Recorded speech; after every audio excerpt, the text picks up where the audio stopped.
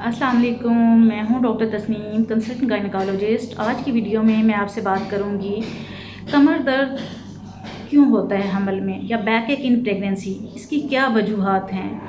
हाँ, ऐसी कौन सी टिप्स को फॉलो करें कि इसको ओवरकम किया जाए, और अगर हम सारे मेजर्स कर लेते हैं तो हम कौन सी मेडिकेशन यूज़ करें कि जिससे हम कम से कम इस मसले को हमें फेस करना पड़े।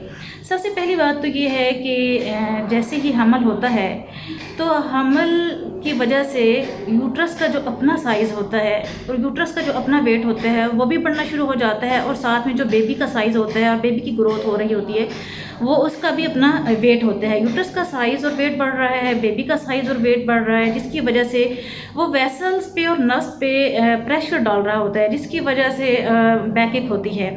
इसके साथ साथ जो मदर का वेट होता है, मैटरनल वेट होता है, पूरे हमल में वो भी बढ़ता है, जो कि एक और काज है कमर दर्द होने की।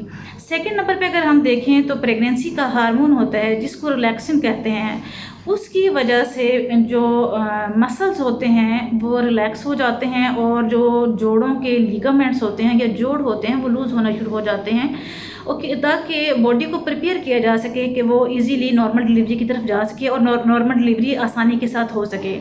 और अगर हम थर्ड नंबर पे देखें तो वो हमारी खुराक हो सकती है जिसमें कैल्शियम की कमी है या विटामिन डी की कमी है, क्योंकि आजकल इतनी खालिश खुराक तो आ नहीं रही होती कि हम कहें कि हम बहुत अच्छी डाइट ले रहे हैं तो हमें इनकी कमी नहीं होगी। और चौथे नंबर पे अगर हम देखें तो स्ट्रेस आ जाता है। जब भी आप स्ट्रेस लेते हैं, स्ट्रेस की वजह से आपके मसल्स जो हैं पुल हो जाते हैं, स्ट्रेस में चले जाते हैं, तो इसकी वजह से भी आपको बैकएक हो सकता है। तो अब हम ऐसा क्या करें कि जिसकी वजह से हम इन सब चीज़ों को ओवरकम करें।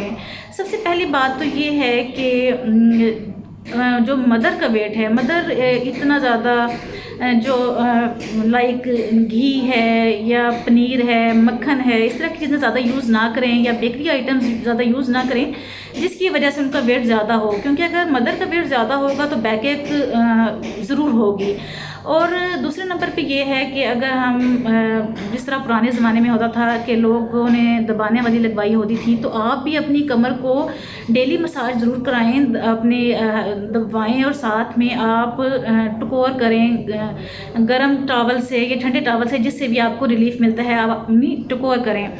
और इसके अलावा अगर हम देखें तो हम कौन से मेजर्स अडॉप्ट करें। लाइक अगर कुछ लोगों की ऐसी आदत होती है कि वो जब खड़े होते हैं तो एक टांग पे खड़े हो जाते हैं और सारा जो प्रेशर होता है वो एक टांग पे डाल लेते हैं, या फिर वो आगे की तरफ झुक जाते हैं या वो पीछे की तरफ, तो इसकी वजह से उनका पोस्चर ठीक नहीं होता, उनकी तब भी बैकएक होती है। और दूसरी बात यह है कि आप हाई हील्स ना यूज़ करें, क्योंकि उसकी वजह से भी आपका सारा प्रेशर आगे की तरफ होगा। वैसे भी ग्रोइंग फीटस और आपके एब्डोमेन का प्रेशर भी सारा सामने की तरफ होता है, जिसकी वजह से कमर में आँख बन जाती है और कमर में दर्द ज़्यादा होती है। और जब आप बैठें तो आप कुशन यूज़ करें, तकिया यूज़ करें, और पाँव लटका कर ज़्यादा देर ना बैठें। कोशिश करें कि कोई सपोर्ट होनी चाहिए आपके पाँव के नीचे। इसी तरह जब आप लेटते हैं तो आप बिल्कुल सीधी कमर पे ना लेटें, बल्कि कोशिश करें कि आप अपनी लेफ़्ट साइड पे करवट लेके लेटें। इससे ये होगा आपको बैकएक नहीं होगी, और जो आपका बेबी होगा उसकी भी ग्रोथ अच्छी होगी। ये तो बहुत नेचुरल है, नेचुरल बातें थी जो मैंने आपको बताई। और इसके अलावा अगर हम देखें हम डेफिशिएंट हैं कैल्शियम और विटामिन डी में, हमारी खुराक बिल्कुल भी खालिश नहीं है, हमें टेस्ट करवाने की ज़रूरत नहीं है। हम जानते हैं, हम इस चीज़ को मानते हैं कि हम डेफिशिएंट हैं, तो हम अपने हर प्रेग्नेंट पेशेंट को ये प्रेस्क्राइब करते हैं कि वो कैल्शियम और विटामिन डी लें। और इसके साथ साथ डेली जो अपनी रूटीन है उसमें वॉक को ज़रूर शामिल करें। वॉक के साथ हमारे यहाँ तो नहीं होती, लाइक स्विमिंग है या स्ट्रेच एक्सरसाइजेज होती हैं या योगा होता है, ये बहुत हेल्पफुल होता है, सेहत के लिए बहुत अच्छा होता है और बैकएक से भी रिलीफ मिल जाता है। अच्छा, अब हमने सारे मेजर्स कर लिए हैं और फिर भी हमें कोई रिलीफ नहीं मिल रहा बैकएक का, तो अब हम क्या करें। अब हमने ये करना है कि अगर आप जो सबसे सेफ मेडिकेशन है जो कि पैरासीटामोल है या कालपोल है 500 मिलीग्राम वाली, वो आप सुबह दोपहर शाम ज़रूर ले सकते हैं।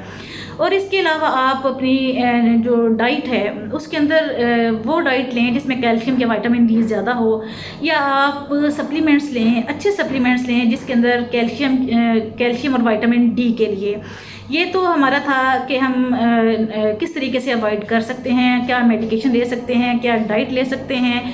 और अगर आपको कमर में दर्द है और कमर में दर्द के साथ आपके एब्डोमेन में भी दर्द है, एब्डोमिनल पेन भी है, और इसके अलावा अगर कमर में दर्द है, साथ में आपको वजाइनल डिस्चार्ज है और कमर में दर्द के साथ आपको बुखार हो रहा है, यूरिन जल के आ रहा है, बार बार आ रहा है, तो इसको सॉर्ट आउट करने के लिए आप अपने डॉक्टर से रजू करें। मेरा और आपका साथ आज का यहीं तक था। मिलते हैं नेक्स्ट वीडियो में, उस वक्त तक के लिए अल्लाह हाफिज़।